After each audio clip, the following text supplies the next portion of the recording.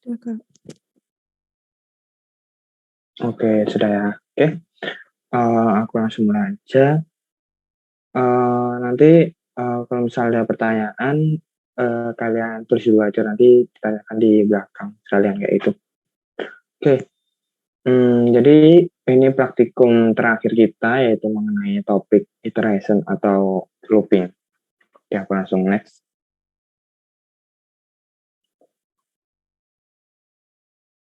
Nah, ini nanti ada beberapa topik bahasan, yaitu yang pertama ada pengertian looping, terus ada while loop, ada for loop. Ini sedikit typo ya, ini for-nya. Sebenarnya cuma satu, kayak gitu. Terus ada fungsi range, habis itu ada nested loop, dan juga contoh penerapan atau program sederhananya, kayak itu. Oke, nah ini yang pertama ada pengertian looping. Jadi kemarin kan kita sudah belajar tentang conditional expression ya, atau percabangan. Nah, dalam mengontrol aliran program kan memang ada tiga. Yang pertama tuh sequential control flow, itu ya control flow yang biasa kita tulis program kayak itu, nggak diapa-apain. Terus habis itu ada conditional expression, dan sekarang adalah loop control flow. Jadi bentuknya loop itu kayak gini. Nah, kalau dibikin flowchartnya ya kurang lebih kayak gini. Nah, kan eksekusi program dari atas ke bawah ya, ini dari atas berjalan sini. Nah, terus di sini ada beberapa blok instruction atau blok kode. Nah, di sini tuh terjadi berulangan. Jadinya ini panahnya diarahkan ke atas lagi, kayak gitu. Nah, ini bakal mengulang. Maaf, pencet. Ini di sini bakal mengulang terus sampai kondisinya itu false. Jadi, dapat simpulkan ya bahwa looping itu adalah kemampuan untuk menjalankan atau mengeksekusi kode program itu berulang kali, kayak itu. Nah, tapi dia bisa mengeksekusi kode program berulang kali itu ada catatannya. Dengan catatan kondisi yang digunakan sebagai acuan tuh dia itu harus selalu true kayak ini. Nah, di sini kan ada kondisi true. Kondisinya benar, dia akan mengulang. Tapi ketika kondisinya salah, dia akan melanjutkan ke blok kode selanjutnya atau di luar peluangan, kayak gitu. Nah, di Python sendiri itu ada dua jenis ya perulangan, yaitu while loop dan juga for loop. Oke, aku next. Nah, yang pertama kita akan bahas while loop. Nah, while loop ya. While loop itu tuh akan mengeksekusi kode atau blok kode yang dikontrol oleh conditional expression. Nah, di sini ada struktur dari while loop sendiri ya. Di sini kan dikatakan dikontrol oleh, ini harusnya boolean expression.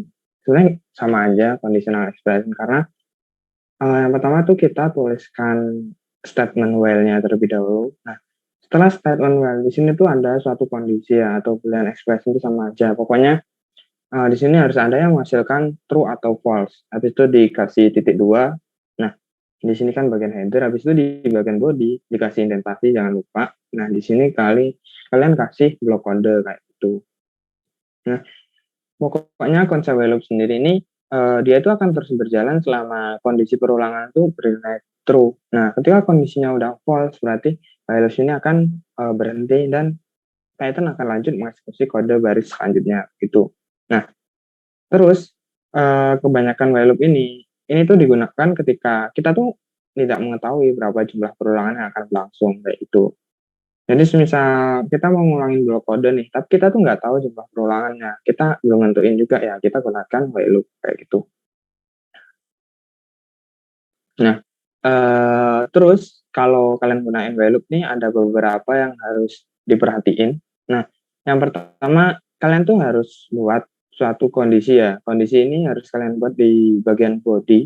Nah, lihat bahwa kondisinya ini nanti akan membuat loopnya itu akhirnya terjadi atau membuat loopnya itu berhenti kayak gitu. Nah, ini contoh sederhananya ada kayak gini ya. Nah, ini ada sintaksnya, sintaks contoh sederhana penggunaan while loop. Yang pertama kita n sama dengan 1. Nah, di sini kita tuh kayak ngasih kayak awalan gitu loh. Kita ngasih angka 1 ini kita assign ke variabel n terlebih dahulu. Nah, di sini while n kurang dari sama dengan 5. Nah, di sini ada kondisi ya. Ketika n-nya kurang dari sama dengan 5, nah berarti dia tuh akan ngeprint ini tuh berulang kali. Nah, karena 1 kan emang benar kurang dari 5, berarti di sini kan nilai true ya. berarti print angka ke n ini bakal di print karena yang pertama kan 1, berarti angka 1. Nah, terus yang kedua di sini ada blok kode n plus sama dengan 1. Nah, ini tuh sama aja n sama dengan n plus 1. Nah, ini tuh namanya increment ya. Increment ini tuh ya fungsinya supaya kita tuh membuat kondisi yang membuat loopnya itu berhenti kayak gitu. Nah, di sini kan ada plus 1, berarti mengulang lagi nih ke sini. N-nya tuh jadi 2. 2 kan masih kurang dari 5, berarti print ini N2. Nah, sampai pada akhirnya N tuh nilainya tuh 5. Nah, 5 kurang dari sama dengan 5. Itu masih benar. Terus habis itu nilainya 6. Nah, 6 kan salah, berarti loopnya berhenti kayak gitu. Terus di sini ada infinite loop ya. Infinite loop ini tuh terjadi ketika kita tuh di kondisi while ini kita tuh nggak membuat suatu kondisi yang loopnya itu jadi berhenti kayak gitu. Nah, misalnya ini, di sini kan n sama dengan 1, sama. Terus while di sini yang beda, while n lebih dari sama dengan 0. Ya, 1 kan emang lebih dari sama dengan 0. Nah, terus di sini akan di print. Nah, di sini kan bakal ditambah 1 lagi ya setiap perulangan. Setiap perulangan ditambah 1, berarti ulangan pertama ininya jadi 2, ulangan kedua jadi 3, dan seterusnya. Nah, di sini kan bakal terus terjadi sampai ribuan kali ya. Dia tuh nggak bakal, nilai ini tuh nggak bakal jadi false, dia bakal jadi true terus. Yang akhirnya di sini ada infinite loop. Nah, infinite loop ini kalau dibiarkan terus-menerus, ya bakal memenuhi memori komputer. Dan juga bikin komputer kalian tuh bisa crash atau foreclose sendirinya ya. Karena ini bakal berjalan terus kayak gitu. Oke, aku lanjut. Nah, sama kayak conditional expression kemarin kan ada syntax else, di while loop itu juga ada syntax else. Nah, tapi kalau else di looping atau ya else di looping ada iterasi, dia itu hanya akan dieksekusi ketika iterasinya itu selesai atau iterasinya itu dia udah nggak bernilai true lagi. Nah, ini syntax yang kayak tadi. Nah, misalnya iterasinya ini udah sampai yang kelima ini. Nah, kan n-nya udah jadi sama dengan 6 kan salah. Otomatis iterasinya kan berhenti. Nah, ketika while loop-nya ini berhenti, else-nya ini bakal dieksekusi kayak itu. Ya, aku lanjut. Nah, ada 3 statement yang sering digunakan pada perulangan ataupun conditional expression sama aja. Tapi kalau break dan continue ini digunakan di perulangan. Nah, break dan continue ini tuh buat kontrol perulangan juga. Dia tuh dapat memberikan kontrol yang lebih besar dalam perulangan kayak itu. Nah, yang pertama ada statement break. Nah, statement break ini digunakan untuk memaksa perulangan supaya berhenti lebih awal. Ketika suatu kondisi itu terpenuhi kayak gitu. Nah, ini misalnya, ini ada contohnya. Di sini kan kita bikin daftar bilangan yang tidak habis dibagi 5 misalnya. Nah, di sini ada while true, berarti kondisinya itu bakal benar terus dan akan dieksekusi ya. Nah, terus di sini ada angka sama dengan random.random. Nah, random.random itu buat menghasilkan angka acak, angka integer acak mulai dari 1 sampai 99. Nah, ketika angka ini dibagi 5 sama dengan 0, maka iterasinya itu akan berhenti.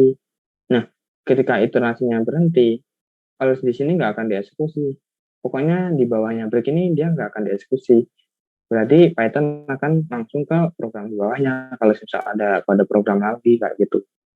Nah, di sini 7, 8, 5, 6, 9. Nah, ini tuh bakal berbeda ya setiap kali kalian run karena di sini random nilainya kayak gitu. Oke, aku lanjut. Nah, selanjutnya statement continue. Nah, statement continue ini itu digunakan untuk nge-skip ya atau melewati kode tertentu pada iterasi berdasarkan suatu kondisi. Ini lebih lengkapnya tuh kayak gitu. Nah, ini misalnya ini kurang lebih sama ya. Di sini ada random.random lagi. Terus di sini ada if angka ini modulus 2 ya, berarti ketika angkanya dibagi 2 terus enggak hasilnya itu 0 atau ya ini secara nggak langsung ini adalah bilangan genap lah. Nah, jadi program di sini ada statement continue. Jadi programnya itu bakal lanjut ke atas lagi kayak gitu. Nah, di bawah ini nggak akan dieksekusi yang printf sama n plus 1 ini eh, nggak akan dieksekusi kayak gitu. Nah, pokoknya kalau ada continue, programnya lanjut lagi kayak gitu. Nah, Tapi di sini ada N1, N kurang dari 3 nih biar perulangan itu sejumlah 3 kayak gitu dikontrol. Ini tuh sebenarnya kalau di bagian ini sebagai bentuk pengontrolan. Nah, ketika loopingnya udah selesai, harusnya akan dieksekusi kayak gitu. Oke, aku lanjut. Nah, di sini ada statement pass. Nah, statement pass tuh dia tuh nggak bakal ngeksekusi apa-apa ya. Nah, biasanya statement pass ini dia tuh digunakan sebagai placeholder ya, atau kayak ya sebagai pelengkap gitu, karena kita tuh masih bingung nih, kayak kita mau nulis apa nih di bagian body. Ya udah, eh, kalau nggak kita tulis apa-apa kan programnya bakal error, jadi ya udah kita kasih pas kayak gitu, dan ini nggak akan ngambilin aksi apapun kayak gitu. Oke, aku lanjut. Nah, sebelum aku lanjut ke for loop, ada pertanyaan nggak tentang while loop?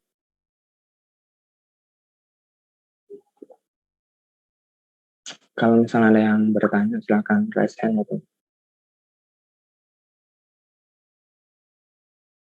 Oke, sepertinya belum ada ya. Kalau gitu aku lanjut dulu.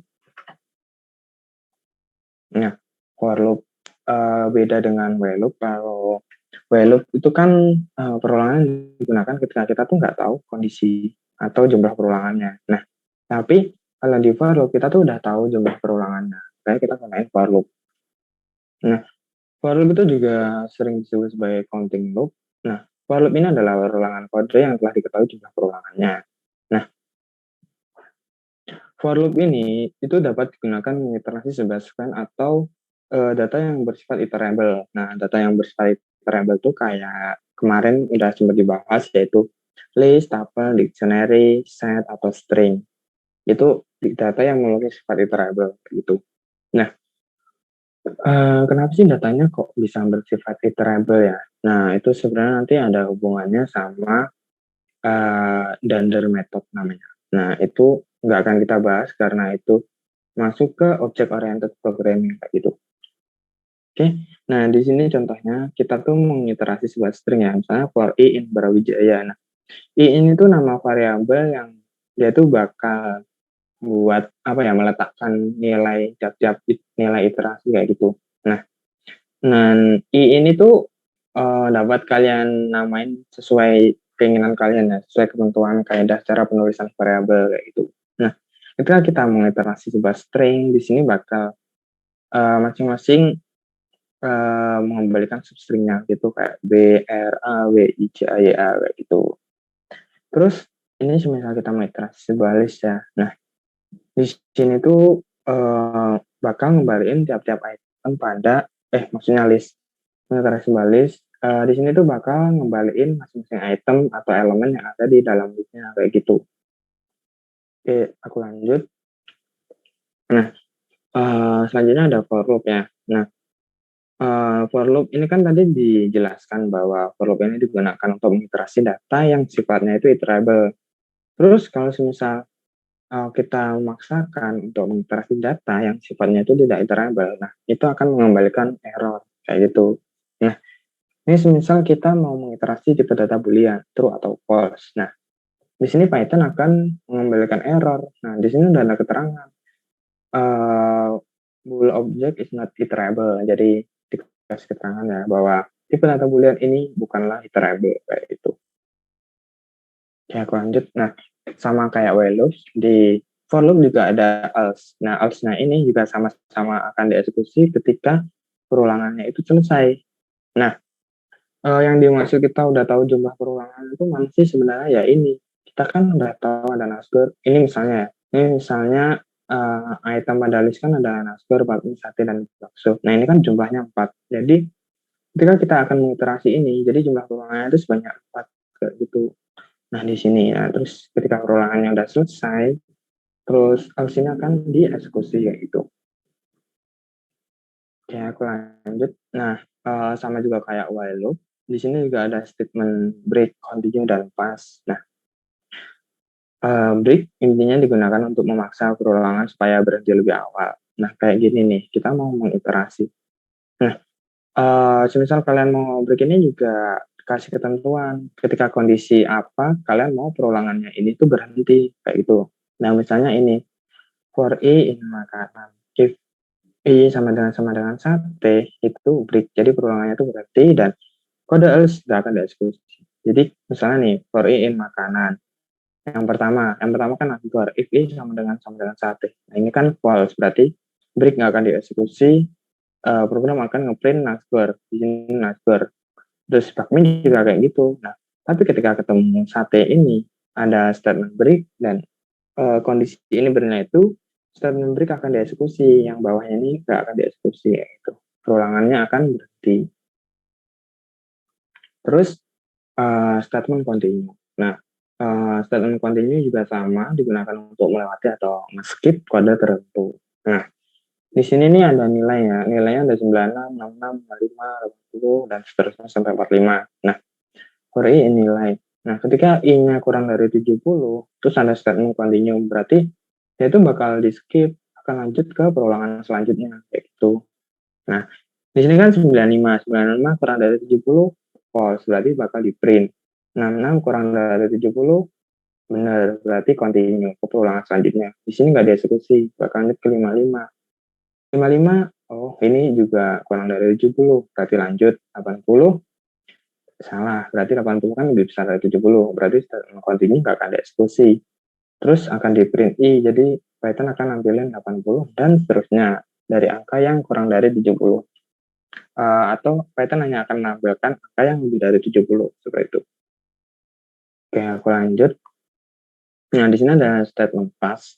Sama juga, pass itu digunakan sebagai placeholder atau ya rancangan kayak gitu. Nah, ini misalnya ini. Nah, for ini nilai jadi ini pas. Misal kita kayak belum tahu mau ngasih apa, mau ngasih instruksi atau kode apa di sini, ya udah kita kasih pas dulu buat ya kayak buat rancangan kayak gitu. Nanti kalau kita udah tahu ya kita ganti pasnya. Karena pas ini kalau kalian run dia nggak akan nampilin apa-apa di Python kayak gitu. Oh ya, link Google Colab Notebook-nya bisa kalian buka juga yang udah aku kirim di grup. Itu bisa kalian coba-coba juga. Oke. Nah, selanjutnya ada fungsi range. Nah, fungsi range ini sangat sering ya kalau digunakan di perulangan. Nah, fungsi range ini tuh kalau kita gunain dia itu bakal membalikan urutan angka. Nah, angkanya itu dimulai dari 0 itu secara default. Kalau misal kalian nggak nentuin angka awalnya, dan selalu bertambah satu. Bertambah satu ini juga secara default kalau misal kalian nggak nentuin stepnya. Nah, terus berakhir pada angka tertentu. Kayak gitu. Nah, fungsi range itu memiliki 3 argumen ketika dipanggil. Nah, 3 argumennya itu yaitu ada start, stop, dan juga step. Tapi start dan step ini dia tuh opsional, jadi nggak harus ada. Tapi yang wajib itu argumen stop. Nah, di sini, nah start kan nilai awal ada urutan angka. Pokoknya kalau kalian diskusiin start, berarti kalian kayak menentukan nilai angka dari urutan bilangan. Itu mulai dari berapa kayak gitu. Terus stop itu batas akhir dari urutan angka dan dia itu eksplisit ya. Jadi kalau misal range dari 1 sampai 10. Nah, 10-nya itu tuh nggak ikut, dia itu nggak termasuk. Berarti angkanya nanti bakal 1 sampai 9 kayak gitu. Nah, terus ada step. Nah, step ini selisih atau jumlah kelipatan tiap dua bilangan ya. Kalau secara default dia itu 1. Step ini boleh negatif tapi nggak boleh 0 kayak gitu. Oke, nah ini contohnya. Range dengan satu argumen berarti kita tuh cuma ngasih argumen untuk stopnya. Nah, nolnya ini nilai startnya itu 0 secara default kalau kita nggak tentuin. Nah, ini kan hasilnya 1, 2, 3, 4. Karena yang tadi nilai stop itu eksplisit, jadi nilai stop ini nggak termasuk. Kalau misalnya 5, 5-nya itu nggak bakal masuk. Gitu. Terus, kalau range dengan argumen, berarti kita nentuin stop, start, dan juga stopnya. Jadi, nilai awal dan juga nilai akhirnya. Di sini kan beda. Ini dari 0 karena nggak ditentuin, karena kita tentuin 1, berarti di sini 1. Kayak gitu. Oke, aku lanjut. Nah, di sini contohnya range dengan argumen. Nah, berarti ini kan start, stop, dan juga stepnya diawali dengan angka 1, diakhiri dari 9, sebelumnya nggak ikut, dan selisih angka atau jumlah kelipatannya itu 2. Jadi 1 ke 3, 3 ke 5, 5 ke 7, dan lain-lain. Terus, nah, di argumen ketiga kan boleh dikatakan boleh negatif tapi nggak boleh nol. Kayak gitu. Nah, kalau negatif, ya berarti bakal stepnya itu minus. Kayak misalnya nih, nilai awalnya 10, nilai akhirnya 1. Stepnya itu min 2. Berarti 10, 8, 6, 4, 2, dan seterusnya. Kayak gitu. Oke, aku lanjut. Nah, nested loop. Sama kayak conditional expression, loop ini juga punya nested loop kayak gitu. Jadi atau bahasa lainnya adalah loop bersarang kayak gitu. Nah, nested loop ini merupakan sebuah perulangan di dalam perulangan. Nah, yang di nested loop ini terdiri dari outer loop dan juga inner loop. Outer loop ini perulangan luar dan juga inner loop ini perulangan dalam. Nah, ini contohnya ya. Contohnya itu kayak gini. Nah, ini ada for dan juga di sini ada for loop. Nah, berarti kan nested otomatis karena ada perulangan di dalam perulangan.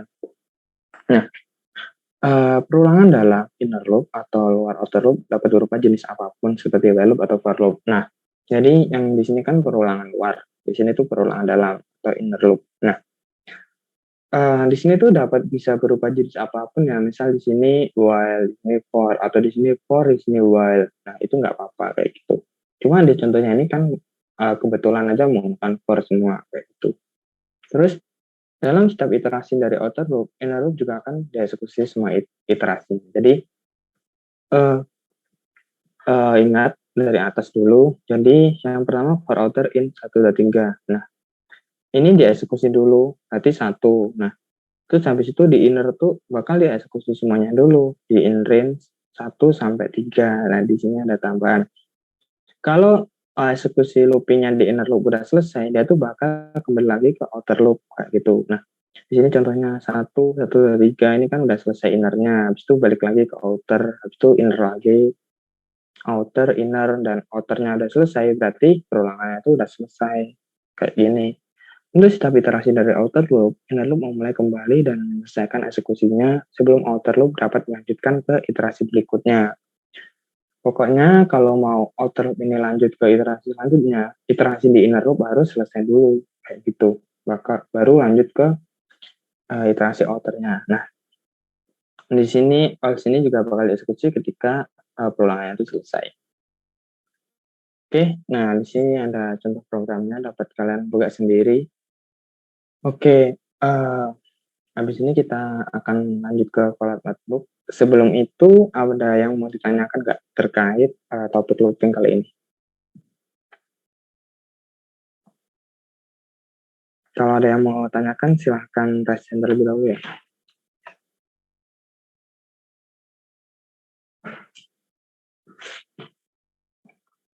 Aku tunggu sebentar. Kalau ada yang mau tanya, silahkan.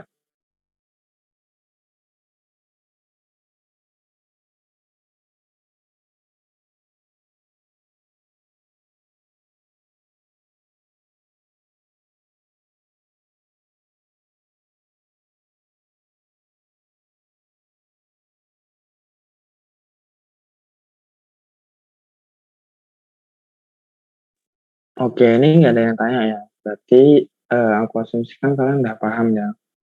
Kalau kalian misalnya memang belum paham, silahkan tanyain aja, nggak apa-apa. Oke, kalau gitu aku lanjut ke Google Colab. Nah, silakan kalian buka juga atau siapa device kalian untuk membuka Colab notebook-nya. Aku kasih waktu 2 menit ya teman-teman. Nanti kalian harus nyoba sendiri.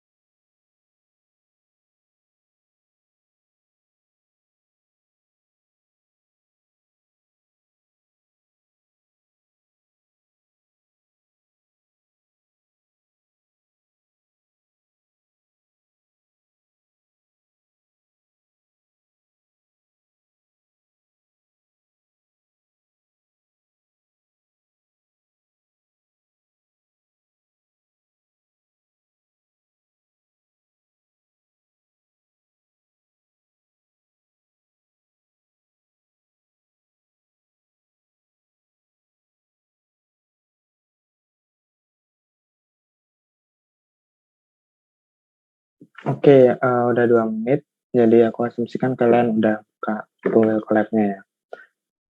Oke, aku, searching dulu.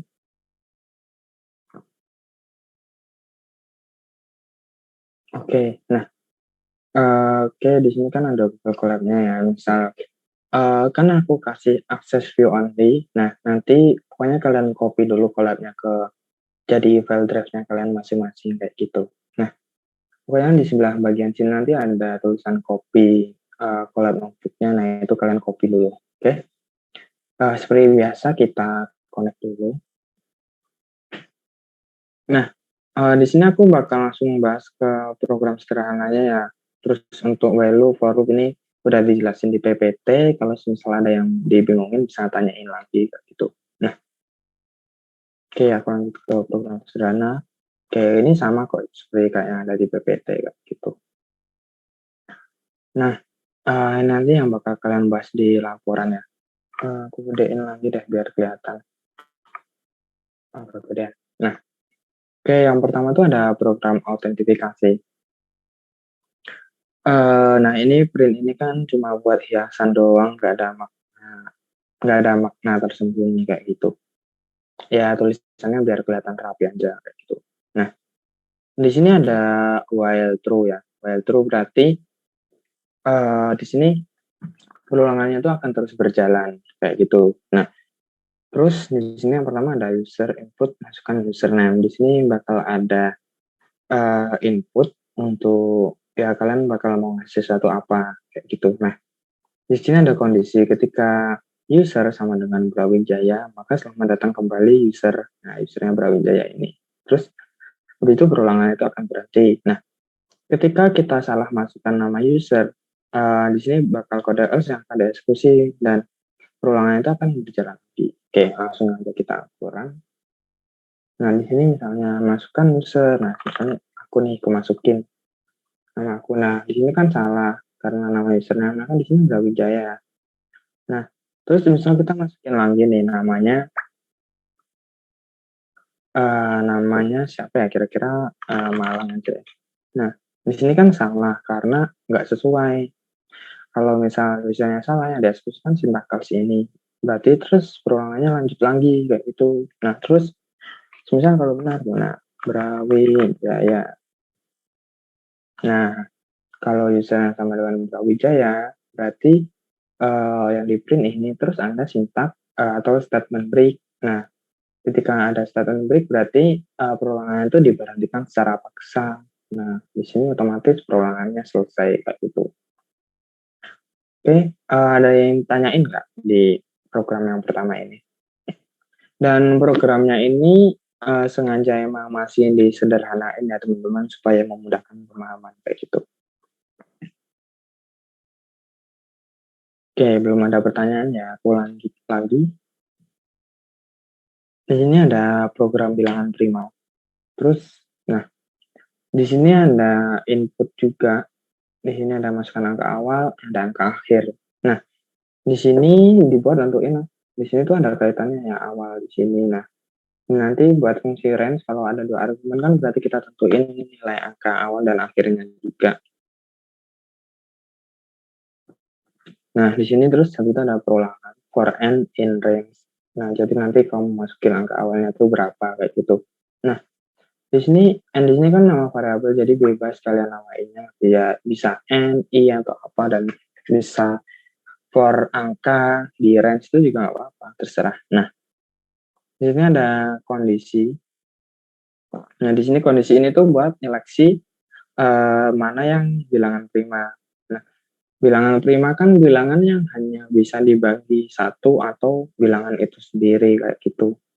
Nah, di sini ada kondisi-kondisinya. Terus ketika kita tuh ketemu bilangan prima, biar lebih jelas aku run dulu aja deh. Bentar. Nah, di sini masukin angka awal. Kita angka awal mau berapa nih? Misalnya angka awalnya tuh 5. Terus angka akhirnya tuh berapa? Misalnya mau 20. Nah, kita enter. Nah, oke. Nah, di sini bakal yang muncul tuh cuma yang bilangan prima aja kayak gitu.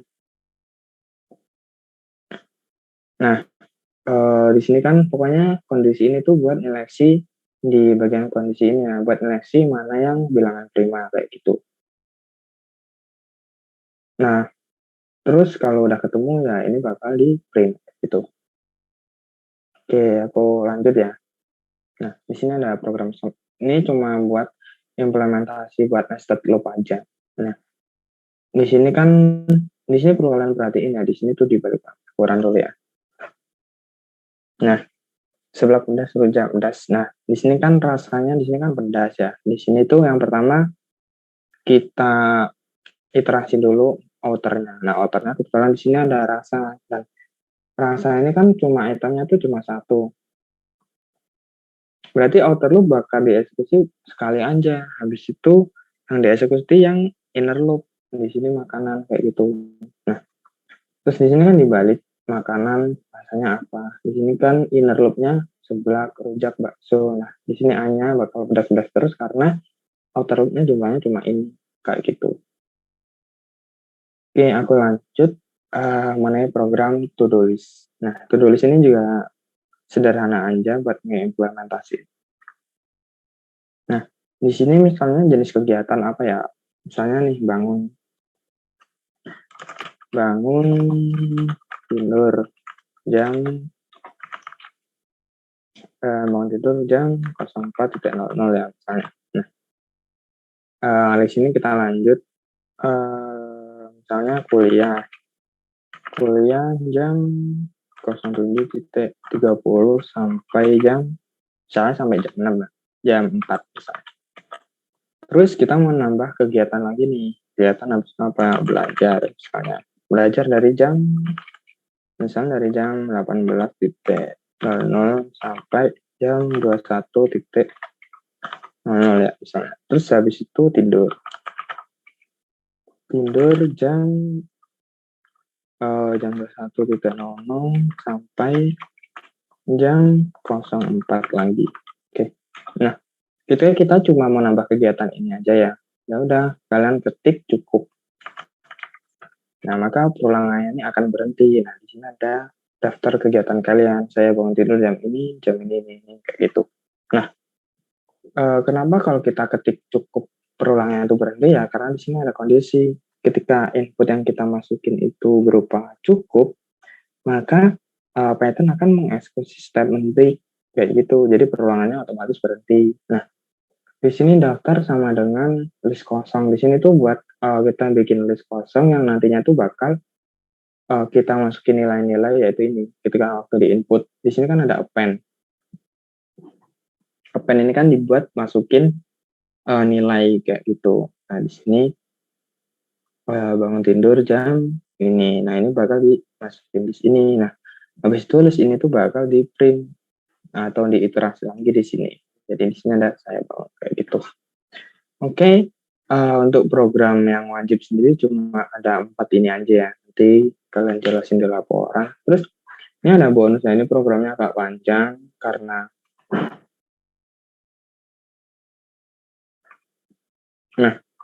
di sini programnya agak panjang. Ini nggak usah dibahas, ini buat bonus saja biar kalian tuh tahu program yang kompleks itu kayak apa gitu. Biar nggak programnya sederhana aja. Kalau misal kepo dengan program yang kompleks. Tapi ini sebenarnya juga nggak kompleks-kompleks banget, cuma gara-gara banyak kondisi jadi kelihatan panjang. Nah, di sini tuh kalkulasi AMB. Nah, kira-kira ada yang tahu nggak ini program yang berhubungan dengan biologi nih. Ada yang tahu nggak kira-kira AMB itu apa? Ayo, yang tahu bisa raise hand, bisa menjawab ya, AMB itu apa? Oke, nggak ada yang tahu. Ini biologi loh, guys, AMB. Oke, ya pokoknya nanti kalian cari sendiri ya AMB itu apa. Tapi yang pasti AMB ini adalah, dia tuh bakal, kalau kita misal kayak hitung AMB ya, dia tuh bakal nunjukin jumlah kalori yang harus wajib kalian konsumsi dalam per hari itu berapa. Nah, nilai AMB masing-masing orang itu berbeda. Nah, berbeda itu dipengaruhi sama, yang pertama itu ada berat badan, habis itu ada gender, laki-laki dan perempuan tuh beda AMB-nya. Terus ada umur, nah kayak gitu. Nah, di sini ada rumus ya, tiap-tiap ada rumus yang berbeda. Ketika gendernya laki-laki dan eh, di umur ya nol, pokoknya intinya di umur 1 tahun sampai 4 tahun, rumusnya bakal 0,9 nih. Nah, kayak gini lah rumusnya. Nah, kita tahu rumusnya ini di mana. Nanti untuk rumusnya sendiri bisa kalian cari ya di buku atau di jurnal kayak gitu. Aku langsung run aja. Di sini nggak perlu kalian jelasin, cuma buat tambahan aja kok. Nah, misalnya masukin berat badan. Misalnya 61 berat badannya nih. Jenis kelaminnya laki-laki. Umurnya 19. Oke, nah di sini AMB-nya adalah sebesar 1612 kilokalori. Jadi ini kebutuhan kalori per hari yang harus dicukupin minimal lah kayak gitu. Nah, di sini apa kamu ambil lagi? Karena di sini ada well, jadi di sini bakal ada perulangan. Ketika kita yes, ya kita bakal ngecek lagi. Misalnya nih berat badannya 55, jenis kelaminnya perempuan, umurnya 25. 25. Nah, AMB-nya sekitar segini. Nah, kita ketikkan no, dia itu akan berhenti. Nah, karena kalau no kan di sini ada statement break, jadi perulangannya bakal berhenti kayak gitu. Oke, cukup itu aja teman-teman. Ada pertanyaan nggak sebelumnya yang pengen ditanyain? Mungkin bisa tanya terkait pretest tadi atau penjelasannya tadi kecepatan atau gimana, nanti bisa ditanyain misalnya ada yang kelewat kayak gitu. Oke, aku tunggu ya, silahkan tanya ya teman-teman.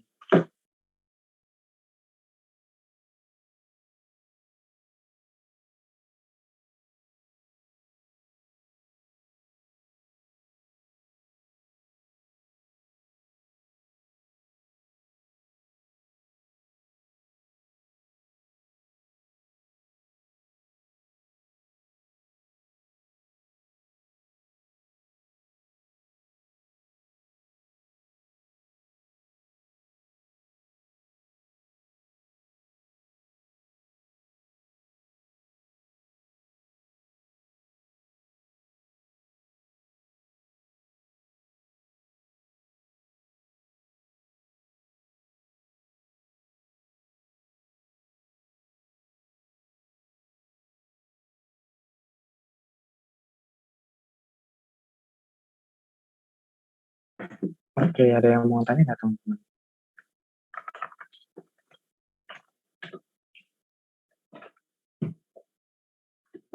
Gimana ya, emang konsep looping ini kalau dari yang sebelum-sebelumnya emang looping ini emang agak, ya bukan agak ya, pokoknya paling sulit dari yang sebelum-sebelumnya kayak gitu. Dan untuk belajarnya emang nggak bisa sekali belajar langsung paham. Perlu yang namanya repetisi, ya karena memang practice make perfect. Jadi kalian harus uh, belajar berulang-ulang kayak gitu. Kalau nggak ada pertanyaan, aku lanjut post test. Gimana teman-teman? Mau langsung post test atau mau dikasih waktu dulu buat belajar?